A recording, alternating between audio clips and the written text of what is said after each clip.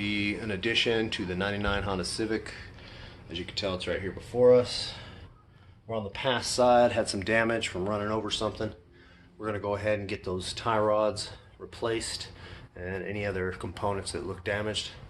It's sitting on some eBay special coil sleeves, and gap's not too bad. I kind of like the height, it looks a little better. Nothing else special about it. Just trying to get the daily back up and running. So I've got the new tire on a spare wheel that I had. We're going to go ahead and get that mounted on the rear. We're going to take the rear tire and move it to the front, and then yeah, we'll get going on that tie rod, and hopefully we'll get this car running. Okay, so the 99 Civic test drive with the new tie rods went perfect. No toe issues, very little sway or veering on the road, with the exception of the crown in the road, but there's still some rotational noise. Conclusion: wheel bearing. We're just going to go with it. We're going to figure that's the problem. We're going to remove the spindle nut, 134 foot-pounds. Use something, don't kill yourself. So we're going to go get that wheel bearing.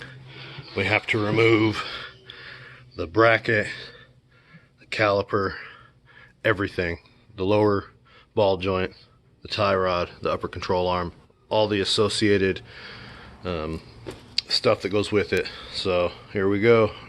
Should have done this to begin with, but I didn't realize that the car was making this noise until after the initial test drive. And now that the car drives straight and this splash guard in the back isn't making a bunch of noise, it's come to the conclusion it's got to be probably the wheel bearing.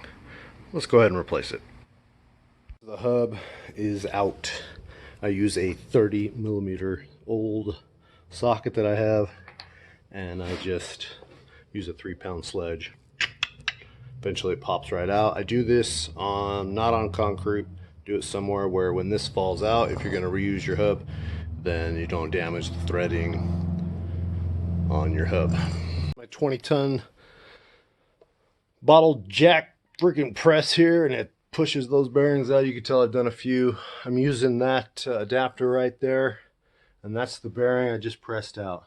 So that adapter says it has an inside diameter of 1 3/4 inch, and then I use that as an addition to help push it through, and not since it's hollow, it has a hollow. Anyway, we got the bearing out. My garage is totally messy, so I'm getting ready to show you how jacked up and messy it is. Anyway, there's the bearing is out. And we'll go ahead and clean up that surface area, and then before we put a new bearing in, we're going to get rid of the ball joint. So I've been using this kit for a really long time. It cost like 80 bucks on the old eBay, and it served its purpose. It's not the greatest. I would say that the attachments are pretty nice. The overall C-style clamp works pretty good with the threads on that. I've had to use anti-seize on it. I wouldn't say it binds up, but it definitely doesn't thread like a champ, like something you probably buy from you know, a Snap-on or Mac Tools, you know, one of those trucks. Wouldn't buy those anyway. I've had this thing for years. 80 bucks. I've replaced multiple wheel bearings, ball joints, you name it, anywhere from my 1/4-ton pickup to little tiny Hondas, and so on and so forth. I advise you invest in a little bit of research and time, and think about what kind of repairs you're getting through. Hey, look, here's that prelude. Anyway, go get that wheel bearing, ball joint. We'll get the ball joint removed and pressed in. Alright, so I didn't videotape quite a bit of it, but I did manage to get the bearing in, pressed in along with the hub. I ended up cutting off the race. Just be careful when you do that. You may cause a little damage as long as it's not too severe. Just go over torques real quick. Castle nuts, we'll go with upper control arm, lower control, ball joint. Upper control arm is between 29 and 35 foot-pounds. Your tie rod is, the lock nut is 33 foot-pounds. Your 29 to 35 foot-pounds. Those variances are so you can align the cotter pin, and do use new cotter pins. At least use new ones if you can. Lower the excuse me, ball joint is 36 to 43, 80 foot-pounds on the mount for the caliper, and 28 to 24 depending on your model on the actual caliper itself.